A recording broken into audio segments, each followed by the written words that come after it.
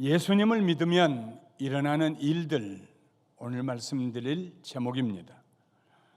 사람들은 누구나 고향에 가보고 싶어 합니다. 예수님도 그러셨습니다. 지금은 갈릴리 호수 북쪽에 있는 가버나움에서 살고 계시지만 얼마 전까지만 해도 서쪽으로 34km 떨어진 나사렛에서 살고 계셨습니다. 예수님께서 고향 나사렛을 방문하셨습니다. 가보고 싶으셨던, 늘 참석하셨던 회당이 있는 나사렛 고향입니다. 그때는 이미 예수님께서 행하신 기적들과 가르침 때문에 그의 이름이 갈릴리 지역에 널리 퍼져 있었습니다. 고향 사람들도 예수님을 보고 싶었을 것입니다. 마침 그날은 안식일이었습니다. 사람들이 회당으로 모여들었습니다. 예수님도 오랜만에 고향에 있는 회당에서 예배를 드리셨습니다. 회당에서는 전통적으로 누구든지 성경을 읽고 싶은 사람은 일어서고 성경 맡은 사람이 그에게 성경 하나를, 두루마리로 된 성경 하나를 주면 자기가 읽고 싶은 데를 펼쳐서 읽고 자기가 깨달은 바를 사람들에게 얘기하는 그런 전통이 있었습니다. 예수님께서 성경을 읽기 위해 일어서시니 성경 맡은 자가 두루마리로 된 이사야를 건네주었습니다. 예수님은 이사야서 61장을 펴시고 1절과 2절을 읽으셨습니다. 주의 성령이 내게 임하셨으니 이는 가난한 자에게 복음을 전하게 하시려고 내게 기름을 부으시고 나를 보내사 포로된 자에게 자유를, 눈먼 자에게 다시 보게 함을 전파하며 눌린 자를 자유롭게 하고 주의 은혜의 해를 전파하게 하려 하심이라. 책을 덮어서 그 맡은 자에게 주시고 예수님께서 앉으시니까 모든 사람들이 예수님을 쳐다봤습니다. 왜 그 말씀을 읽었는지, 이스라엘 백성들이 하나님의 약속 중에서도 귀한 약속으로 알고 그 말씀이 이루어지기를 기다리는 그 이사야서 61장 1절과 2절을 왜 읽었는지, 그리고 그 말씀을 읽고 깨달은 점이 무엇이었는지, 우리에게 무엇을 얘기하려고 하는지 있으면 들려달라는 무언의 주문이었습니다. 그때 예수님께서는 간단하게 한마디만 하셨습니다. 이 글이 오늘 너희 귀에 응하였느니라. 이 예언의 말씀이 오늘 너희 귀에 들렸느니라, 이루어졌느니라 하신 말씀입니다. 이미 예수님에 대하여 소문을 듣고 있던 터라 사람들이 웅성거리기 시작했습니다. 여러 사람들이 예수님의 놀라운 가르침에 대해서 말했습니다. 여러 사람들이 예수님이 행하였던 기적에 대해서 말했습니다. 듣는 사람들은 모두 놀란 표정을 지었습니다. 그때 누군가가 빈정거리는 투로 모든 사람이 다 듣게 이렇게 말했습니다. 이 사람이 요셉의 아들이 아니냐? 예수가 누군지 다 알고 있다는 말입니다. 예수님이 나사렛에서 자라나신 그 모든 성장 과정을 두 눈으로 보고 우리가 알고 있지 않느냐 하는 말입니다. 저 예수는 요셉과 마리아의 아들이고 그의 형제들과 누이들도 우리와 함께 지금 살고 있지 않느냐 하는 말입니다. 그런데 그 예수가 뭐가 그렇게 대단하냐 하는 말투입니다. 우리가 똑같은 사람 아닌가? 얼마 전까지도 이 나사렛에서 살지 않았는가, 목수일을 하면서. 그 말을 듣고 예수님께서 이렇게 말씀하셨습니다. 너희가 반드시 의사야, 너 자신을 고치라. 의사 선생님, 당신부터 먼저 당신 자신을 고치세요 하는 속담을 인용하여 내게 말하기를 우리가 들은 바 가버나움에서 행한 이 일을 네 고향 여기서도 행하라 하리라. 또 이르시되 내가 진실로 너희에게 이르노니 선지자가 고향에서 환영을 받는 자가 없느니라. 그러면서 예수님께서 구약에 나오는 두 사람의 예를 드셨습니다. 한 사람은 사렙다에 살고 있는 과부입니다. 이스라엘 백성들이 우상 숭배를 하다가 하나님께서 그 땅에 3년 6개월 동안 비가 내리지 않게 하셨습니다. 엘리야 시대입니다. 그때 이스라엘에 많은 과부들이 있었지만 하나님은 엘리야를 그들에게 보내시지 않았습니다. 오히려 시돈 땅 이방인 지역에 사는 사렙다 과부에게 보내셨습니다. 사렙다 과부는 엘리야를 영접했습니다. 공궤했습니다. 함께 먹고 그리고 그 흉년이 지날 때까지 함께 지냈습니다. 이 말은 이스라엘의 사렙다 과부처럼 엘리야를 영접할 믿음의 과부들이 한 사람도 없었다는 사실을 암시하고 있습니다. 예수님께서 예로 든 다른 한 사람은 시리아 사람, 시리아의 군대 장관 나아만 문둥병자였습니다. 군대 장관이었지만 문둥병에 걸린 사람입니다. 이제 그의 삶은 서서히 잊혀져 갈 것입니다. 사람들로부터 멀어져 갈 것입니다. 온 몸은 썩어서 마디마디마다 다 떨어져 가고 그리고 처참한 모습으로 죽어갈 것입니다. 이스라엘의 위대한 선지자가 있다는 말을 잡아온 이스라엘의 계집종으로부터 듣고 그 나아만 군대 장관이 엘리사를 찾아옵니다. 엘리사는 나아만에게 말했습니다. 저 요단강에 내려가서 7번 그 요단강 물에 몸을 담그시오. 처음에는 싫어했습니다. 화를 냈습니다. 다메섹에는 이보다 더 좋은 강이 있지 않는가? 그러나 같이 온 종자들이 주인님, 그보다 더한 일 하라고 그랬으면 안 했겠습니까? 가서 요단강 물에 몸을 담궈 보십시다. 그래서 7번 담그고 났더니 나병이 다 나았고 그리고 온몸이 어린아이 살처럼 부드럽고 깨끗하게 되었습니다. 이 말씀은 그 당시에 이스라엘에 많은 문둥병자들이 있었지만 엘리사의 말을 순종하고 받아들일 만한 사람이 이스라엘에는 한 사람도 없었다는 사실을 암시하고 있습니다. 예수님께서 사렙다 과부와 수리아의 군대 장관 나아만의 예를 드시니까 회당에 있던 모든 사람들이 크게 화를 내면서 예수님을 회당 밖으로 몰아냈습니다. 얼마 전까지만 해도 예수님의 교훈을 칭찬하고 그가 행했던 기적들을 놀람으로 전했던 사람들까지 다 포함해서 회당 안에 있는 모든 사람들이 예수님을 낭떠러지로 밀고 가서 낭떠러지에서 떨어뜨려 죽이려고 했습니다. 그러나 예수님은 태연하게 그들 사이를 지나 고향을 떠나가셨습니다. 참으로 가슴 아픈 고향 방문이었습니다. 왜 고향 사람들이, 나사렛 사람들이 예수님에게 화를 냈을까요? 예수님께서 자기들을 이방인들보다 못하다고 책망하셨기 때문입니다.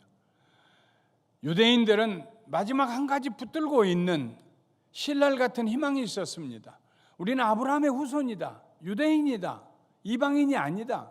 하나님의 택함받은 백성이다. 저 이방인들은 지옥의 불쏘시개 감으로 사용하기 위해서 하나님 만드신 것이다. 그렇게 자부심을 가지고 있던 유대인들, 나사렛의 사람들에게, 특별히 종교성이 강해서 회당에 모여 예배드리는 사람들에게, 여러분 모두는 이방인 사렙다 과부나 나아만 장군보다 못한 사람들입니다. 예수님의 하신 말씀을 듣고 그들이 분을 냈던 것입니다. 이방인이었지만 사렙다 과부와 나아만 장군은 하나님의 말씀을 받아들임으로, 믿음으로 받아들임으로 기적을 체험했습니다. 사렙다 과부의 집에서는 가루통에 가루가 다 하지 아니하고 먹고 나면 또 생기고 기름병에 기름도 먹고 나면 또 생겨 있고, 나아만 장군은 문둥병이 나았습니다. 그런데 예수님의 고향 나사렛 사람들은 하나님의 말씀을 받아들이지 않으면서 기적이나 행해보라고 곰에게 제주 넘게 하는 것처럼 구경꾼으로 예수님을 맞이했습니다. 모처럼 고향을 방문하신 예수님께서 이사야 선지자의 예언을 읽으셨습니다. 성령님이 자기에게 기름을 부으셔서 가난한 자들에게 복음을 전하게 하셨고, 포로된 자들로 자유를 얻게 하셨으며, 눈먼 자들로 다시 보게 하셨고, 눌린 자들을 자유롭게 하셨고, 주의 은혜의 해가 전파되었다고 말씀하셨습니다. 그리고 그 예언이 지금 고향 사람들 눈앞에서 이루어졌다고 선포하셨습니다. 그런데 나사렛 사람들은 예수님의 말씀을 받아들이지 않았습니다. 그것이 사실이냐고 묻지도 않았습니다. 그 말씀은 누구를 두고 하는 말이냐고, 성령이 내게 임하였으니 그럼 그 나는 누구냐고 호기심을 가지고 묻지도 않았습니다. 그 대신에 가버나움에서 행했던 기적을 여기에서 한번 행해보라고 마치 서커스를 구경하려고 하는 사람들처럼 주문을 했습니다. 그들은 구경꾼이 되고 싶어 했습니다. 그들은 예수님께서 전해주시려고 하는 복된 소식에 관심이 없었습니다. 왜 그랬을까요?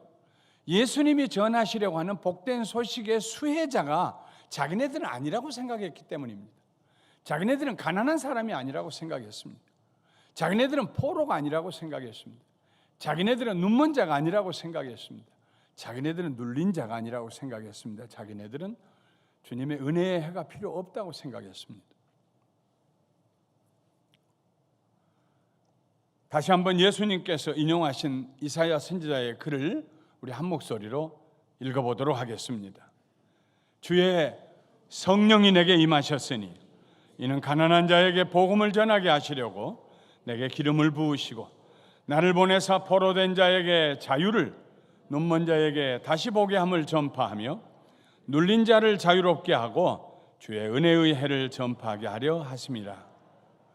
이 말씀에는 5가지의 기쁜 소식, 복된 소식이 담겨 있습니다. 예수님은 이 5가지 축복을 온 인류에게 주시기 위해서 이 세상에 오신 하나님의 아들입니다. 제일 먼저 그의 고향 사람들에게 그 소식을 들려주고 싶으셨습니다. 첫째로 예수님은 가난한 자들에게 기쁜 소식을 전하기 위해 오셨습니다. 가난한 사람은 모든 것이 부족합니다. 물질뿐만이 아닙니다. 희망도 없습니다. 설사 있다고 해도 그 희망을 성취할 만한 능력이 없습니다. 여기에서 말하는 가난한 자는 인생의 파산 선고를 당한 사람입니다. 더 이상 희망이 없어, 가망이 없어, 그저 죽는 날 바라보고 사는 것이지, 이런 사람들입니다. 자기 힘으로 자기 인생을 지탱해 나갈 수가 없습니다. 삶의 목적도 상실한 지 오래전입니다. 건강도 상실했습니다. 관계도 망가졌습니다. 자기 인생에 남은 것이라고는 아무것도 없다고 생각하는 가난한 사람들입니다. 예수님께서 가난한 자를 단순히 물질적으로 부자가 되게 하시려고 찾아오신 것은 아닙니다. 물론 예수님을 만나고 나면은 삶이 새로워져서 헛된 데 낭비하지 아니하고 더 성실하게 일하고 관계가 좋아져서 그의 삶이 더 윤택해질 수 있습니다. 그러나 예수님은 예수 믿는 사람에게 단숨에 방망이 하나 쳐서 부자가 되는 그런 부자 만들기 위해서 오신 것은 아닙니다. 예수님은 가난한 사람들에게 복음을 전하기 위해서 오셨습니다. 파산 선고당한 사람들에게 필요한 것은 회복입니다. 신용의 회복입니다. 사람들에게 다시 신뢰를 받을 수 있는 신용의 회복입니다. 희망의 회복입니다. 기회의 회복입니다. 능력의 회복입니다. 인내할 수 있는 그런 끈질김의 회복입니다. 그리고 무엇이든지 할 수 있다는 긍정적인 자세와 할 수 있는 권세의 회복입니다. 이 회복은 다른 말로 하면 구원입니다. 파산 상태로부터 구하여 내시는 하나님의 은혜입니다. 이 은혜가 바로 가난한 자에게 주어진 복된 소식입니다. 예수님은 가난한 자에게 단순히 물질적인 부족이 아니라 전 인생에 아무것도 남은 것이 없다는 파산 선고 당한 느낌의 삶을 사는 가난한 사람들에게 기쁜 소식을 주기 위해서, 그들을 회복시키시기 위해서 세상에 오셨습니다. 둘째로 예수님은 포로된 자들에게 자유를 주시기 위해서 오셨습니다. 전쟁의 포로를 말하는 것이 아닙니다. 영적으로 사탄에게 포로가 된 사람들입니다. 포로는 자기보다 더 강한 자에게 사로잡혀서 자기 힘으로 벗어날 수 없는 사람을 말합니다. 많은 사람들이 오늘날 아무도 몰래 혼자 음란한 영상물을 보는 포르노에 중독이 되어 있습니다. 술에 중독되고 도박에 중독이 되어 살아갑니다. 뚜렷한 목적도 없이 단순히 재물을 좀 더 많이 모아야 한다는 강박관념에 사로잡혀 워커홀릭에 사로잡힌 그런 사람들도 있습니다. 두려움과 염려와 불안에 사로잡힌 사람들이 있습니다. 어떤 사람들은 지독한 미움에 사로잡혀 살아갑니다. 분노에 사로잡혀 원수 갚을 기회만 노리는데 그런 기회가 오지 아니하여서 분노에 치를 떨며 살아갑니다. 어떤 사람들은 스스로 자기를 가두어 놓고 살아갑니다. 열등의식과 패배의식의 감옥에 가두어 놓고 그 열쇠를 스스로 가지고 아무도 열 수 없는 감옥에 자기를 가두어 둡니다. 이웃과의 관계를 단절한 채 스스로 고립되어 살아가는 사람도 있습니다. 모든 사람들의 흠을 발견하고 아무하고도 사귈 수 없다고, 믿을 수 없다고 홀로 고립된 사람들이 있습니다. 포로는 스스로 풀어날 능력이 없는 사람들입니다. 오랫동안 포로 생활을 한 사람은 풀어주겠다고 해도, 문을 열어놓아도, 등을 떠밀어도 나가려고 하지 않습니다. 왜냐하면 포로의 삶이 더 익숙해져 있기 때문입니다. 예수님은 이렇게 잡혀있는 사람, 포로된 사람들을 찾아오셔서 해방시키십니다. 석방시키십니다. 그들의 손을 잡고 감옥에서 나오게 하십니다. 오늘 이 자리에 앉아 계신 우리들 중에 얼마나 많은 분들이 그 포로된 상태의 감옥에서 예수님의 손에 이끌려서 나왔습니까? 성경에 정욕의 포로가 되어 살았던 한 여인의 이야기가 기록되어 있습니다. 가늠하다 현장에서 잡혔습니다. 가늠하다가 가늠하는 현장에서 잡혔습니다. 바리새인들이 그를 끌고 와서 예수님 앞에 그를 고소했습니다. 성경에는 이런 여자는 돌로, 이런 사람은 돌로 치라고 그랬는데 당신은 뭐라고 얘기하겠습니까? 일석이조의 효과를 보기를 원했습니다. 가늠하다 현장에 잡힌 그 여인도 심판하고 또 예수님도 올무에 잡히게, 할 말 없게 밤낮 용서 얘기하는 그 예수님이 뭐라고 얘기하는가 보자. 그래서 그 여인을 끌고 왔습니다. 이 여인이 그때 처음 그런 잘못을 범하다가 잡혔다고 말할 수 없을 것입니다. 아마도 자기도 어떻게 할 수 없는 정욕에 사로잡혀서 그런 일을 여러 번 하다가 이번에는 들통이 났을 것입니다. 얼마나 부끄럽고 수치스럽습니까? 그 인생이 어떻게 다시 회복될 수 있겠습니까? 예수님께서 땅에다가 글을 쓰시다 말고 재촉하는 사람들을 향해서 말했습니다. 너희들 중에 죄 없는 자가 먼저 돌을 들어서 여인을 쳐라. 그리고 또 글을 썼습니다. 한참 쓰시다가 고개를 들어 보시니 아무도 없습니다. 여인과 예수님만 남아 있습니다. 나이 든 사람부터 손에 들었던 돌을 다 내려놓고 다 떠났습니다. 너를 정죄하던 사람들이 다 어디 갔느냐? 아무도 없습니다. 다 떠났습니다. 그때 예수님 말씀하십니다. 나도 너를 정죄하지 아니하노니 가서 다시는 죄를 범하지 말라. 그리고 보내주셨습니다. 이 말씀에는 두 가지의 중요한 요소가 들어있습니다. 하나는 죄의 용서입니다. 내가 너의 죄를 용서한다. 그리고 다른 하나는 이제부터는 죄에게서 죄로부터 자유하라 하는 명령입니다. 죄를 용서하실 뿐만 아니라 다시 죄를 짓지 않을 수 있는 능력을 이 여인에게 예수님께서 선물로 은사로 주신 것입니다. 여인이 동네로 다시 들어갔을 것입니다. 물동이를 들고 다시 우물로 나갔을 것입니다. 옆에 있던 아낙네들이 저 여자 말이야 하다가 더 말을 못했을 것입니다. 왜냐하면 그 여인보다 자기의 죄가 더 크다는 것을 모든 사람들이 느꼈을 것이니까요. 그래서 예수님께서 그 여인의 죄를 용서하시고 모든 사람들의 입을 막아주셨습니다. 그 여인으로 하여금 다시는 정욕의 노예가 되지 않게 해주셨습니다. 포로 상태에서 자유하게 해주셨습니다. 셋째로 예수님은 눈먼 자들을 다시 보게 하기 위해서 오셨습니다. 예수님은 실제로 많은 소경들의 눈을 떠서 보게 해주셨습니다. 그러나 여기에서 말씀하신 눈먼 자는 영적인 눈먼 자를 말합니다. 보아야 할 것들을 보지 못하는 사람들을 말합니다. 영적으로 눈이 먼 사람들은 자기 자신을 보지 못합니다. 다른 사람의 눈에 있는 작은 티는 잘 보면서도 자기 눈에 있는 지붕에 대들보만한 흠은 보지 못합니다. 이런 사람은 늘 자기 스스로를 의롭다고 생각합니다. 비교적 자기는 의롭다고 생각합니다. 자기 외의 모든 사람들의 허물을 늘 발견하고 질책을 합니다. 그래서 자기 주변의 사람들을 판단하다 보니까, 비난하다 보니까 죄송합니다.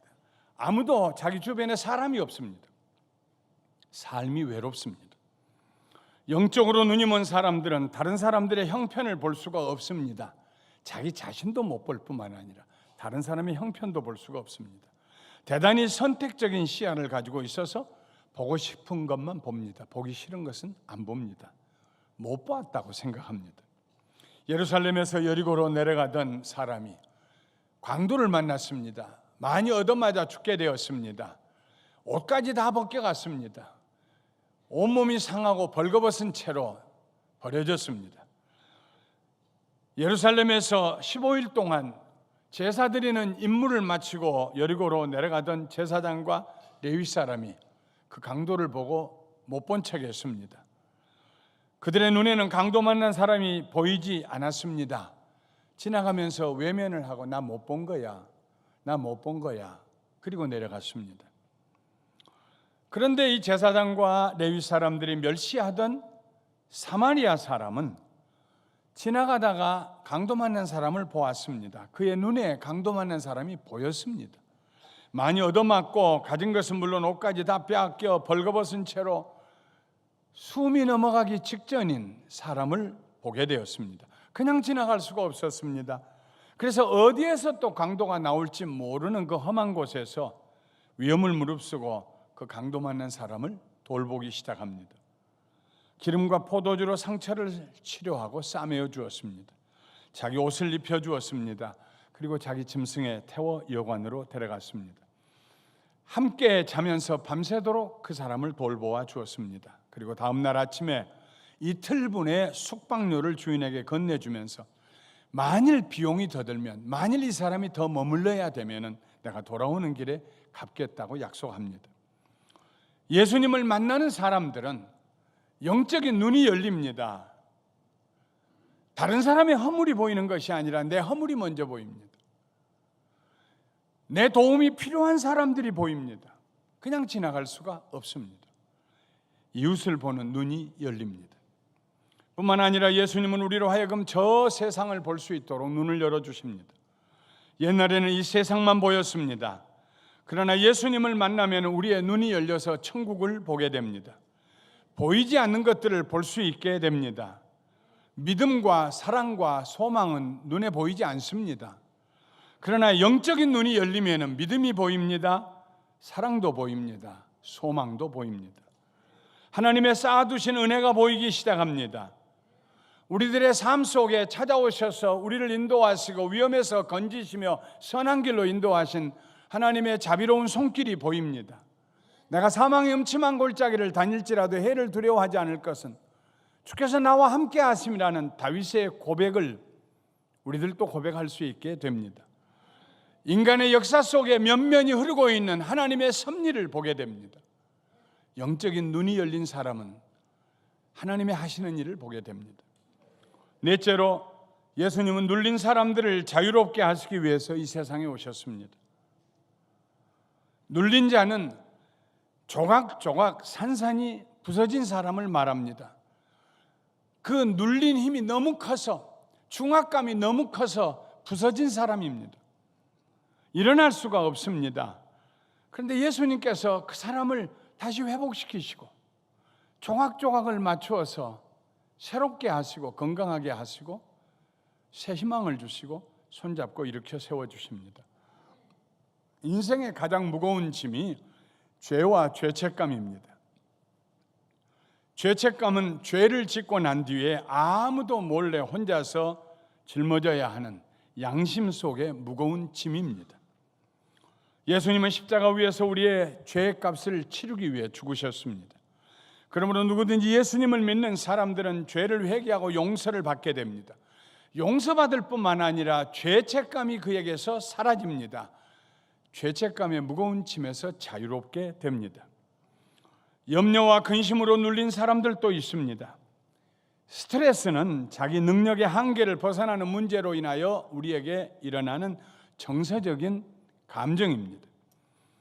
스트레스는 번개치듯이 순간적으로 왔다 지나가는 눌림이 아닙니다. 지긋하게 오랫동안 우리를 누르는 무거움입니다. 그래서 스트레스가 위험합니다. 스트레스가 심하면 우리 몸이 부서지기 시작하고 마음이 부서지기 시작합니다. 심장도 부서지기 시작합니다. 정치 사회적으로 눌린 사람들도 있습니다. 북한에 사는 우리 동포들이 그렇게 눌려서 살고 있습니다. 본인들이 모를지라도 세계 모든 사람들이 저 북한의 우리 동포 2,400만이 어떻게 눌림을 당하며 살고 있는지 다 압니다. 우리는 북한 동포들의 자유를 위해서 기도해야 합니다. 할 수 있으면 빨리 우리 북한 동포들이 자유롭게 되고 남북이 통일되게 위해서 기도해야 합니다. 눌린 자를 자유롭게 하신다는 예수님의 말씀은 우리의 짐을 대신 짊어져 주시겠다는 말씀입니다. 너희 짐을 하나님께 맡기라. 하나님께서 너희의 짐을 맡으시고 의인의 요동함을 영영히 허락지 않으시리라고 말씀했습니다. 꼭 우리가 짊어져야 될 짐이 있다면 몇 주 전에 제가 말씀드렸던 것처럼 예수님의 마음을 본받아서 온유함과 겸손함으로 짊어지면 됩니다. 온유함은 사랑입니다. 겸손함은 사명입니다. 우리가 꼭 짊어져야 될 짐이 있다면 사랑으로, 그리고 하나님이 내게 맡겨주셨다는 사명감 가지고 짊어질 때에 그 짐은 무거운 짐이 아니라 가벼운 짐이 될 것이고 우리에게 쉼이 있게 될 줄 믿습니다. 다섯 번째로 예수님은 주의 은혜의 해를 전파하기 위해서 이 세상에 오셨습니다. 주의 은혜의 해에서 은혜라는 말은 받아들여졌다 하는 뜻입니다. The year of accepted, 받아들여지는 해. 예수님은 모든 인류를 향하여 너희가 하나님께 다시 받아들여졌다, 하나님께서 너희를 다시 영접하시고 자녀 삼으셨다 선포하시기 위해서 이 세상에 오셨습니다. 세상의 모든 죄인들이 예수님의 십자가를 통하여 용서받고 하나님께 받아들여졌습니다. 하나님의 자녀들이 될 수 있는 길이 십자가 위에서 열렸습니다. 누구든지 주의 이름을 부르면 구원을 얻게 되었습니다. 이스라엘의 절기 중에 희년이라는 특별한 절기가 있습니다. 이 희년은 7년이 안식년이 7번 지나간 다음 해입니다. 50년을 주기로 한 번씩 돌아왔습니다. 희년이 돌아오면은 종으로 팔려갔던 자들이 몸값을 지불하지 아니하고 자유하게 되어 가족의 품으로 돌아왔습니다. 생활 능력이 없어서 자기 가졌던 조상으로부터 물려받았던 땅을 팔아 살고 빈손이 되었던 사람에게 팔았던 그 땅이 다시 돈을 지불하지 않았음에도 불구하고 다시 돌아와 등기 이전이 되는 그런 해가 되었습니다. 희년은 모든 사람들이 인생을 새롭게 시작할 수 있는 원년이 되었습니다. 얼마나 오랫동안 이스라엘 백성들이 이 희년을 기념했는지 모릅니다. 아마 일찍 없어졌던 것 같아요. 그들은 다 탐욕으로 인하여서 하나님이 세운 이 기가 막힌 축복의 절기를 잊어버렸습니다. 그런데 예수님께서 오셔서 우리에게 다시 은혜의 해를 전파하신다고 합니다. 희년과 같은 은혜의 해, 다시 받아들여지는, 종으로 팔려갔던 자가 다시 가족에 받아들여지고 팔려갔던 땅이 다시 그 주인에게 받아들여지는 은혜의 해를 선포하시기 위해서 오셨습니다. 예수님을 믿으면 누구에게나 새로운 인생이 시작이 됩니다. 과거의 모든 흠결이 사라집니다. 모든 잘못들이 사면됩니다.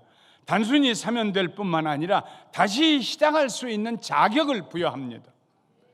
자산을 주십니다. 능력을 허락하십니다. 기쁨이 새로워집니다. 지식이 새로워지고 정서가 건강하게 되고 의지에 있어서 전혀 다른 사람이 되어 새로운 삶을 살 수 있게 됩니다. 다시 태어나게 됩니다. 거듭나게 됩니다. 예수님 우리를 거듭나게 하기 위해서 오셨습니다. 이 다섯 가지는 이 세상 누구도 할 수 없는 일들입니다. 오직 예수님만 하실 수 있는 일들입니다. 예수님을 만날 때 비로소 경험할 수 있는 신비한 일들입니다. 예수님은 고향 나사렛에 가셔서 다른 어디가 아니라 자기가 나셔 자라났던 그 고향에 가서 고향 사람들에게 먼저 이 기쁜 소식을 전하고 싶으셨습니다. 고향 사람들을 사랑하셨기 때문입니다. 그들에게 이 말씀이 이루어졌다, 600여 년 전에 예언됐던 이사야 선지자를 통해 주신 하나님의 약속의 말씀이 이루어졌다 하고 선포하셨습니다. 예수님의 말씀의 뜻은 이런 것입니다. 여러분에게 지금 필요한 것들이 무엇입니까? 가난한 사람이 기쁜 소식을 듣고 포로된 자들이 자유하며 눈먼 자들이 다시 보고 눌린 자들이 자유하며 주께서 우리를 받아들여 주시는 그 은혜의 해가 지금 여러분들에게 필요한 것이 아닙니까? 하나님께서 그의 자비하심으로 이런 일들을 행하기 위해서 나를 보내셨습니다. 성령으로 기름 부으셔서 나를 보내셨습니다. 사렙다의 과부처럼, 시리아의 나만처럼 고향 어른, 형제, 자매 여러분, 지금 이 축복을 믿음으로 받아들이시지 않으시겠습니까? 예수님이 하신 말씀이 그것입니까? 그것입니다. 예수님은 그때나 지금이나 우리에게 해답이 되십니다. 문제의 해답이 되십니다. 가난한 자에게 복음을 전하시고 포로된 자들을 자유하게 하시고 눈먼 자들을 다시 보게 하시고 눌린 자들을 자유하게 하시고 우리를 다시 받아주십니다. 예수님을 영접하고 믿는 모든 분들은 이 신비하고 놀라운 축복들을 경험하게 될 것입니다. 오늘 간청하는 초청을 받으시고 우리 교회에 나오신 여러분들을 환영합니다. 예수님께서 여러분을 환영하고 계십니다. 예수님을 영접해 보십시오.